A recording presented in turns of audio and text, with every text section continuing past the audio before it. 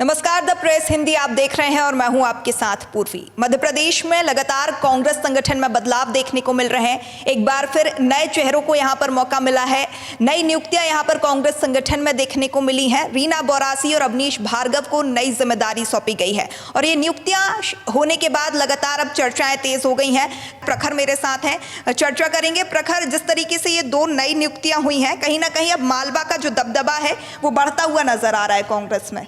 देखिए, पूरे बिल्कुल संगठन सृजन अभियान के बाद से लगातार कांग्रेस में नियुक्तियां हो रही हैं। दो नियुक्तियां अब हुई हैं। पहली तो रीना बोरासी जो इंदौर और मालवा की रहने वाली है और उनको मध्य प्रदेश महिला कांग्रेस की नई प्रदेश अध्यक्ष नियुक्त किया गया है, जो विभा पटेल यानी जो कमलनाथ के अध्यक्ष काल में 2022 में महिला कांग्रेस की अध्यक्ष बनाई गई थी, उनको रिप्लेस करेंगी। इसके अलावा अगर बात करें तो सेवा दल जो कांग्रेस का जो ऑन ग्राउंड वर्कर्स का एक संगठन है, उसके मुख्य संगठक यानी कि जो प्राइमरी ऑर्गेनाइजर है, उनकी जगह पर बैरसिया के अवनीश भार्गव को नियुक्त किया गया है। हालांकि जो नियुक्तियां हुई हैं उसमें जो महिला कांग्रेस अध्यक्ष की नियुक्ति है, उसके बाद ये कहा जा रहा है कि अब कांग्रेस में मध्य प्रदेश से लेकर दिल्ली तक में मालवा का जो प्रभाव है मध्य प्रदेश के लिहाज से अगर बात करें तो वो बढ़ता जा रहा है। क्यों ये कहा जा रहा है? क्योंकि देखिए, बात की जाए तो 2023 विधानसभा चुनाव के बाद जीतू पटवारी इंदौर के रहने वाले राऊ से विधायक रहे, वो मंत्री रहे। हालांकि अब वो विधायक नहीं है, लेकिन उमंग सिंगार की बात करें, धार के रहने वाले हैं, गंदवानी से विधायक है, मालवा के ही हैं वो भी।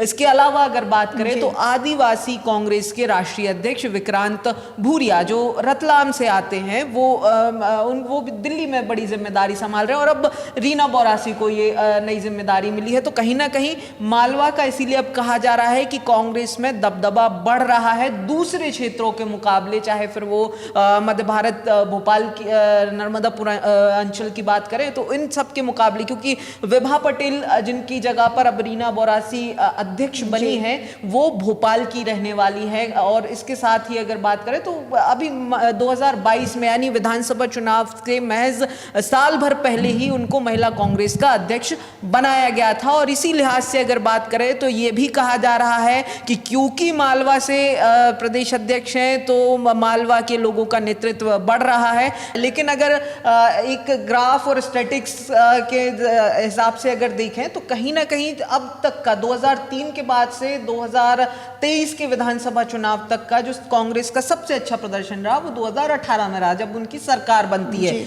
उसके पीछे एक बड़ी भूमिका मालवा की कहीं ना कहीं रही। मालवा सबसे ज्यादा सीटें इस अंचल से आती हैं, 66 सीटें मध्य प्रदेश विधानसभा में मालवा से ही आती हैं। और उसमें अगर बात करें 2018 में जब कमलनाथ की सरकार बनी थी, उस दौरान 34 सीटें कांग्रेस को मिली थी और ये बड़ा उलटफेर मालवा ने ही किया था। जीत का सबसे बड़ा कारण मालवा को माना गया था। लिहाजा उस दौरान जो कमलनाथ का कैबिनेट बना 28 सदस्यों वाला, उसमें भी 1/3 हिस्सा मालवा के विधायकों का था।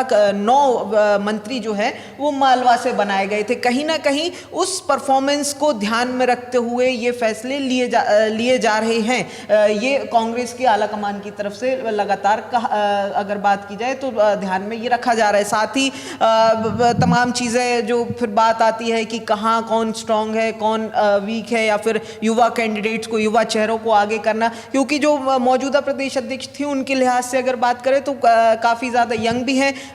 इसके अलावा रीना बोरासी की क्योंकि बात हो रही है तो यहाँ मैं एक चीज़ और बताना चाहता हूँ कि ये विधानसभा चुनाव भी लड़ चुकी हैं।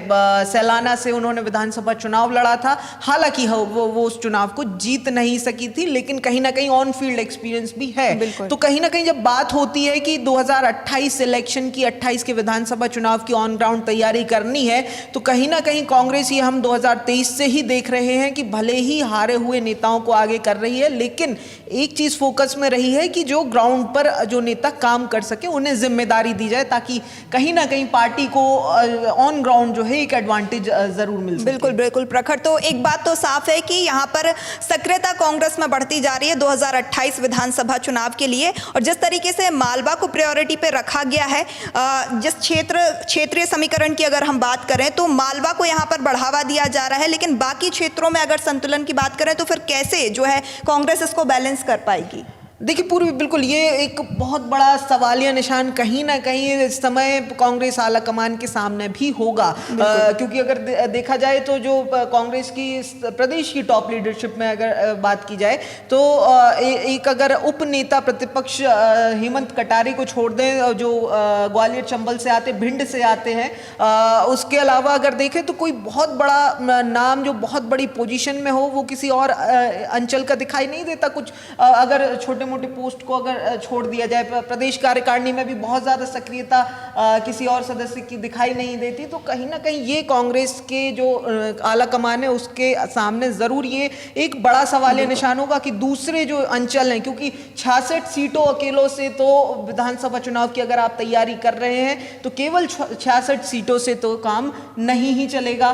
तमाम इलाकों को, चाहे वो ग्वालियर चंबल हो, चाहे बुंदेलखंड हो, या फिर अगर बात करें तो रीवा सतना वाले इलाके की बात करें, बघेलखंड, या फिर दूसरी तरफ तमाम दूसरे इलाकों की, भोपाल नर्मदापुरम संभाग की बात करें, किसी भी इलाके को पीछे नहीं छोड़ा जा सकता पूर्वी। ये कहीं ना कहीं आगे आने वाले दिनों में एक बड़ा बैकलैश कांग्रेस के लिए दिखाई दे सकता है। हालांकि कुछ और पदों पर अभी नियुक्तियां बाकी हैं, ये भी ध्यान में रखना चाहिए। तब और देखना होगा कि क्या तब भी मालवा के ही जो नेता हैं उनको ऊपर प्रेफरेंस दी जाती या फिर दूसरे अंचलों को मौका दिया जाता है, ये देखने वाली बात होगी और इस पर नजर रहेगी पूर्वी। बिल्कुल बिल्कुल प्रखर। तो देखिए कांग्रेस ने तैयारियां शुरू कर दी हैं, रणनीति अभी से बनने लगी है और एक फैक्टर जो है क्षेत्रीय समीकरण, उसको साधने के लिए तो कांग्रेस जुट गई है, लेकिन बाकी जो फैक्टर्स हैं उन पर कांग्रेस कैसे काम करती है, क्योंकि जिस तरीके से अगर हम ओवरऑल पूरी स्थिति को देखें, पूरे देश की जिस तरीके से कांग्रेस की स्थिति है, तो